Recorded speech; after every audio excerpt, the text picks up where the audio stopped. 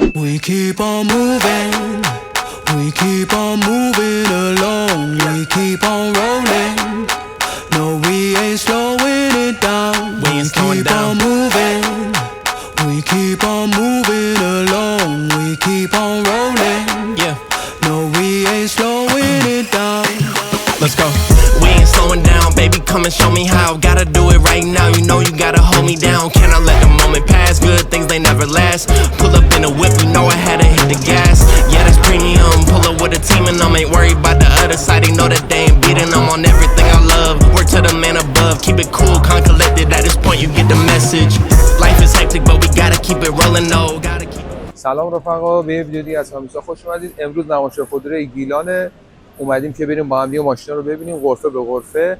تخصصی نیستیم ولی خب دوست داریم به شما هم نشون بدیم. ماشین مناطق آزاد و پلاکه گذر موقت. همراه ما باشید. ماشین خیلی خفن و لاکچری آوردن. بریم با هم دیگه ببینیم دیگه. همراهمون باشید. ممنون میشم ویدیو رو لایک کنید و کانال رو سابسکرایب کنید. مرسی.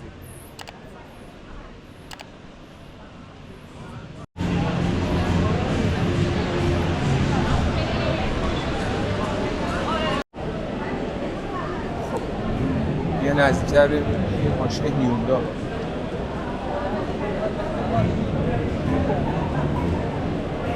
تخصصی نمیشه نگاه کرد.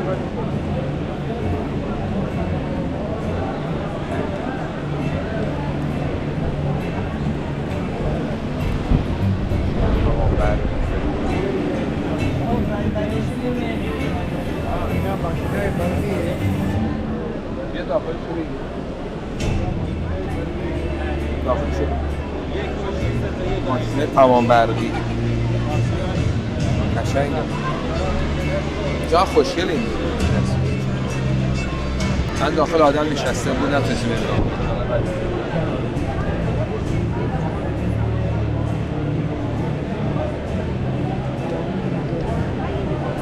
هر کی رو می‌بینی که نشسته بود.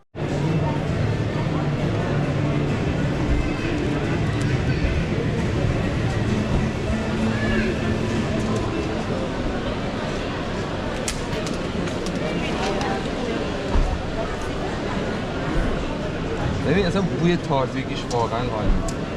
من لذت میدیم بوی تازگی. حال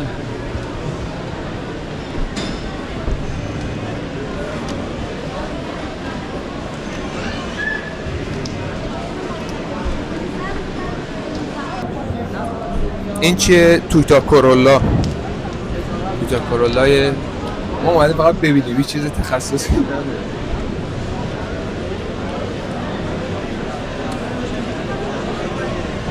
تویوتا هم ماشین خوبه.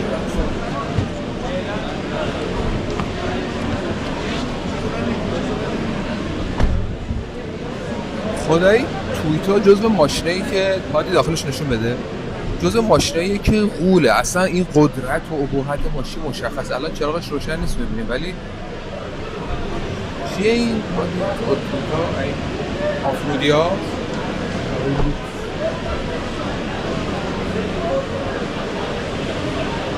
هایلوکس.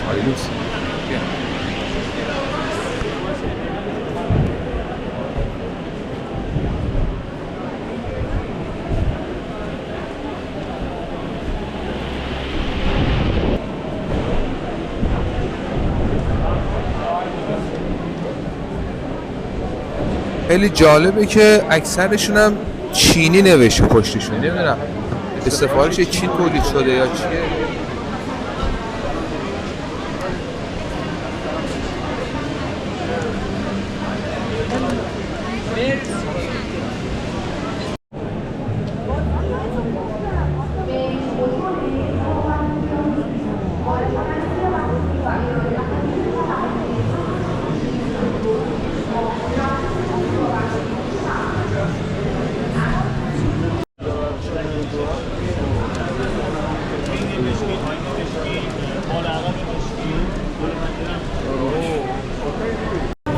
قرار شد بره کلیدو بیاره، سوچو بره داخل ماشین بگیره ولی نمیدونم کجا رفت.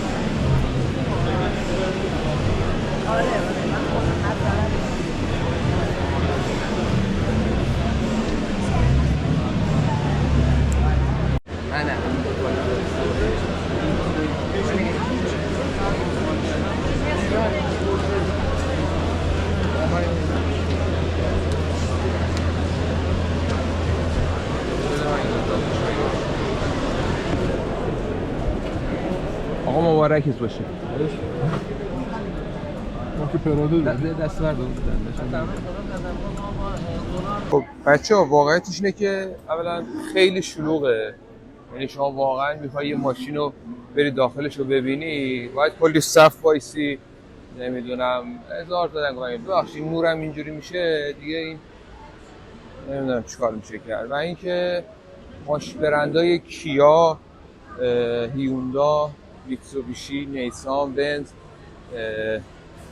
تو این نمایشگاه هستن. ماشینای خوبی هم آوردن دیگه. حالا شما مثلا بنز رو ببینید.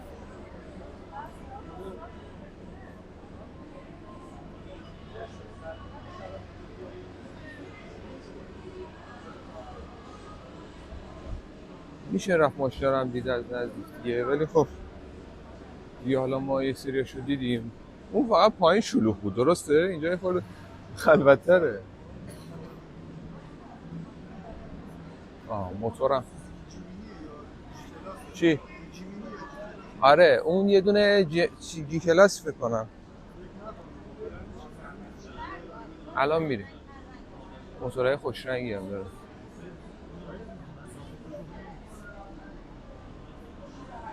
او چی؟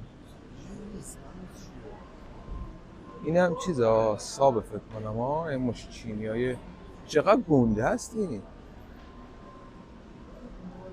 درش باز نمیشه.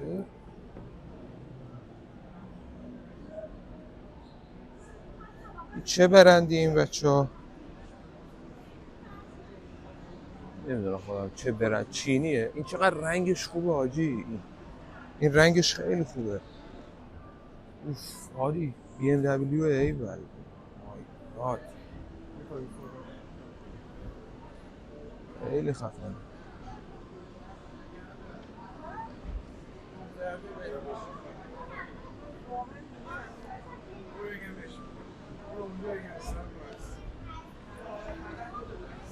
بچه این چی؟ این دیگه فکر کنم این چیه برندش؟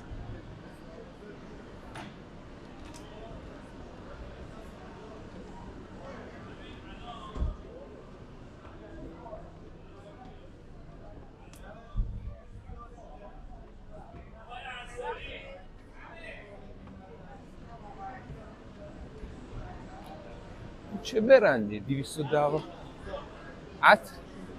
اتکلونه مگه 212 206.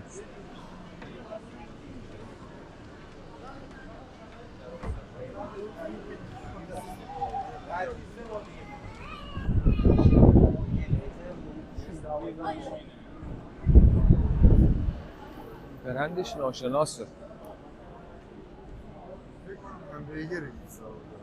آفرین.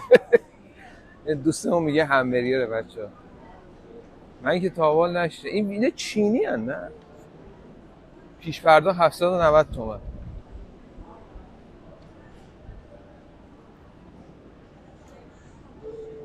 خب این چیه؟ مزداه یا نه؟ اینا حاجی این اصلا لوگوش خیلی چی بکنه.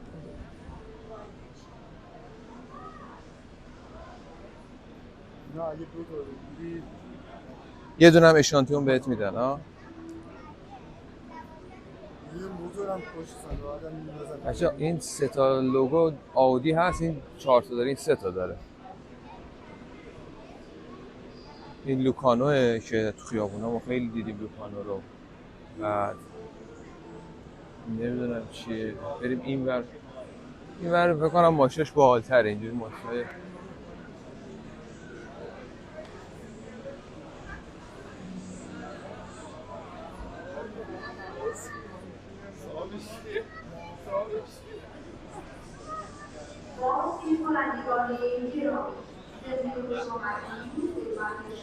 خدایی این خیلی قوله BMW.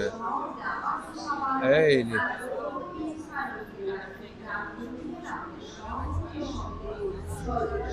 ها؟ آره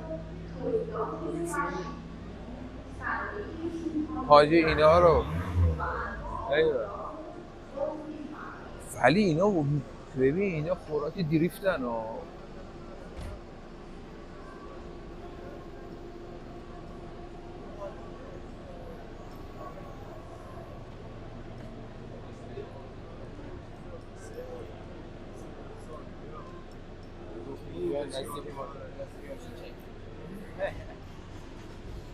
ببین من فکر کنم میدونم داستان چیه، یه سری خب ماشینای منطقه و اینا هم هستش، یه سری هم اینجوری ماشینای اسپورتوری هم مثلا زانکت میشه، اینا شخصی هم من فکر کنم یه ده مثلا ماشینش بیارن نمایش.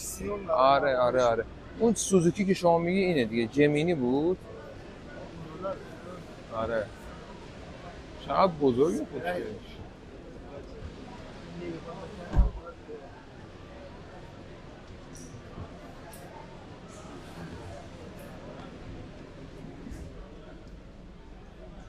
اتومات هم نیست،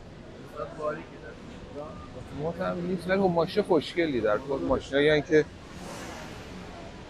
جالبه.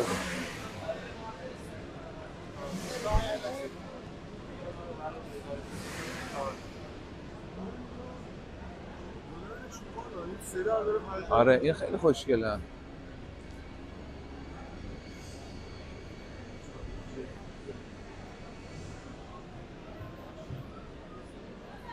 ولی به نظر من ببین ماشینای خیلی خفن‌تری هم میتونستن بیارن. الان تو خود سطح شهر تو رشت ما ماشینای خیلی هول‌تری از اینا داریم. این نمایشگاه نمیدونم چرا اینجوریه.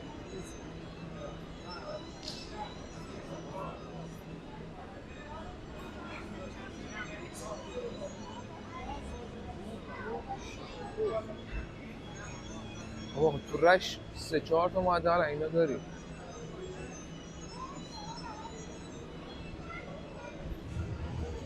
Le motori covano i toni, volesparati aspi, erosati nella musica, e producono pomodori e dorati santi. Ogni ascolute, motori covano i toni.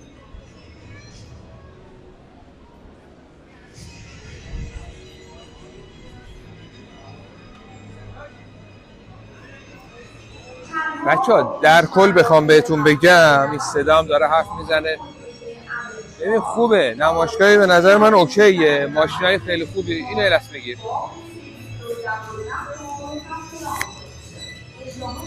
3-4 تا صدا همزمان داره میاد. من نظر شخصی اینه که خوبه نمایشگاه، ولی خب نمایشگاه گیلان نمایشگاه خیلی بزرگی نیست واقعیتش. ولی ماشینایی هم که آوردن یه چیزی بهتون بگم، در حد و حدود ماشین کف خیابون رشت نیست. یعنی شما تو رشت تو سمت بولوار گیلان، بولوار دیلمان پنجشنبه جمعه دوری بزنی متوجه میشی چه ماشینایی آوردن. حالا ماشیناشون بیشتر به نظر من شرکتی ان، ولی چون اجازه واردات شخصی هم دارن، خب شخصی میتونه یاروی ماشین شاخ بیاره ولی شرکت نمیتونه از اونا بیاره. چون شرکتی ان یه سری ماشینای مشخص شده رو آوردن، ولی اگر شخصی بود به نظر من خیلی ماشین خفن‌تری میتونستن بیارن. خفن نه عالی. تقریبا کلیاتشو نشون دادیم. حالا باز یه دوری میزنیم، اگه چیز خاصی دیدیم نشونتون میدیم. ممنون که تا اینجا ویدیو با ما بودید. اگر دوست داشتید ویدیو رو بچه‌ها لایک، کامنت و سابسکرایب هم یادتون نره. دمتون گرم. خداحافظ. Looking for a piece of mind. I've been trying to redefine life. I can see the signs. World is going to see me shine. Fighting for my soul's sake. Whipping fast, no brakes. Nothing's ever been a waste. Now that I've been wide awake. Luke's trying to pull me back in. I was stuck for a minute and forgot the passion. Since the lights turned on, it's been camera action. And you start to see it all like a chain reaction. Watch it happen, yeah. Swear that I'ma find my way.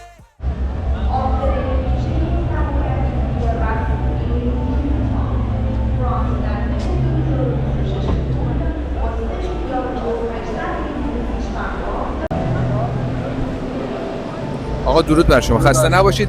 یکی از ویژگی خوب این نمایشه که خودروی برقی آوردن. فقط همین نمونه است یا داری؟ فعلا همین نمونه است و حالا ما یه لیستی داریم تهیه می‌کنیم بنا به تقاضای مشتری.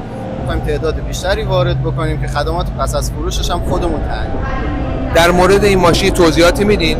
در خدمت هستم. ماشین کاملا برقیه، برند ایتالیایی هستش به نام یویو و اینکه با برق شهری هم شارژ میشه. 3 ساعت طول میکشه که شارژ کامل بشه. در ازای هر شارژ کامل 150 کیلومتر رو پیمایش داره و سرعت حد اکثریش هم 80 کیلومتر در ساعت هستش. یه باتری زاپاس هم داره که عملا میشه گفتش که با باتری زاپاسش 300 کیلومتر رو پیمایش میده. بعد الان فروشش باز شده، یعنی فروش داری؟ به صورت حالا پیش‌فرض داریم ثبت نامی 45 روز تحویل 45 روزش رو موجود. نمایندگی رشته یا تهرانه چی؟ رشت هستیم. بله. خب اسم شرکت چیه؟ اسم شرکت اونمر خودرو ایرانیان هستش و کیلومتر 3 جاده انزلی روبروی نمایندگی سال. دست شما در نکنه. ببینیم داخلش هم ببینیم. عادی مرسی.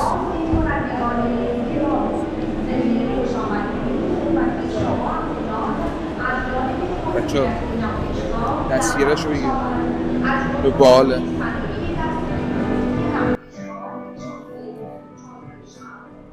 چقدر جمعه خوبه. دوربینو بده.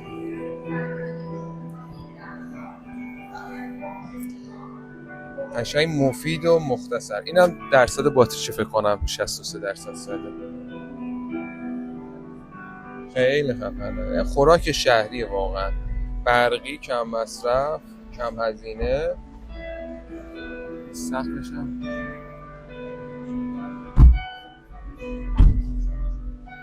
ای والله.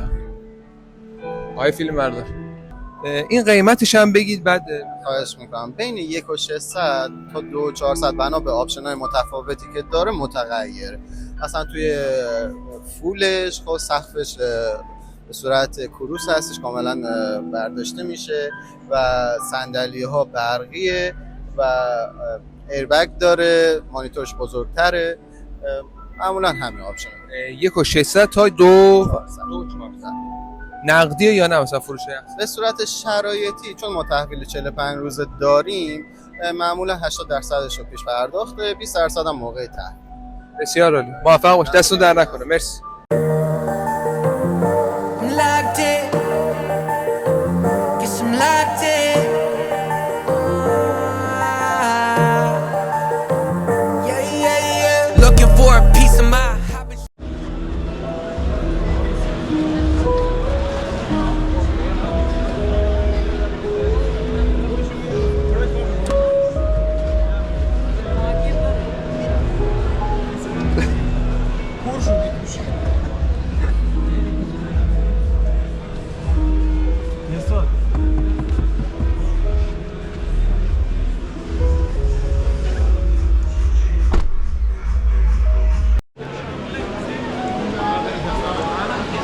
اینجا پرپر میزد آقا.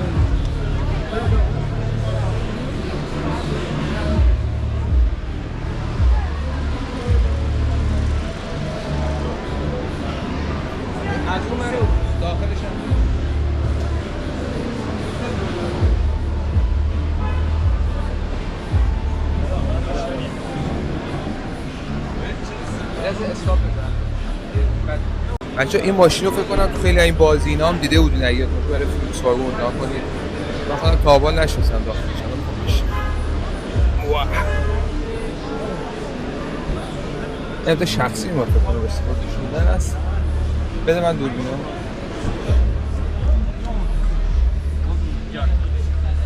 شفته است. مشتری امانت بله میگه برای مشتری امانته. اینجا میگه شخصی استفاده شده است ولی تو بازی ها خیلی اینا ما سوار شدیم. حالا واقعیش. خب بچه‌ها دمتون گرم که تا اینجا ویدیو با ما همراه بودید. من یه چند تا نکته بگم خدمتتون. اولا اینکه ببخشید اگر یه جای تصویر نور اینجوری به اصطلاح پرپر میزنه به خاطر خب بحث اون نور سفید و اینجور داستان هستش. دوم هم این که نمایشگاه کلیاتش بهتون بگم واقعیتش اون چیزی که انتظار داشتم نبود. من آدم تخصصی حرفه‌ای هم نیستم ولی اون چیزی که انتظار داشتیم ماشینایی که تو خود خیابون شما ببینید تو رشت خیلی متفاوت‌تر از اینجاست. ولی در کنارش 3-4 تا مثلا ماشین خیلی خوب ما دیدیم، از خود BMW به خصوص 2 تا دیدیم خیلی خوب بود. ما بقیه اکثرا دیدید به نظر چیز جدیدی نداشتن برای دیدن. این یک دو هم که خیلی شلوغه چون بازدید معلومه که مردم استقبال کردن و این خب یه نکته مثبتیه. به نظر من جدا از همه اینا باید به مردم خدمات هم بدن. حالا یه جای نشستنی نمیدونم همین غرفا میتونن به مردم مثلا میگم یه نوشیدنی بدن فلان بدن که مردم میان سمت غرفا جذب بشن و چیزای دیگه. یه سری برندها ما دیدیم اونجا همون مارک 212 خب یه لحظه نشون بده. اصلا من نمیدونم اون چیه، حالا اونجا بروشوریناش بود فکر کنم ولی خیلی شلوغ بود و متاسفانه اصلا نتونستیم با اون شخصی هم که اونجا هستش صحبت بکنیم. در کل خوبه برای بازدید یه بار اومدم. منم گفتم دوست داشتم ویدیو رو با شما به اشتراک بذارم، امیدوارم که دوست داشته باشید. دمتون گرم که با ما تا اینجا همراه بودید. ویدیو رو لایک کنید، کانالم سابسکرایب کنید. دمتون گرم. جای آتوس هم خالی، نتونست امروز هم بیاد چون تایمش یه جوری بودش که نمیتونست بیاد این نمایشگاه رو. دم دوستمون هم گرم که پشت دوربین داره ویدیو میگیره. مرسی که همراه ما بودید. فعلا خداحافظ.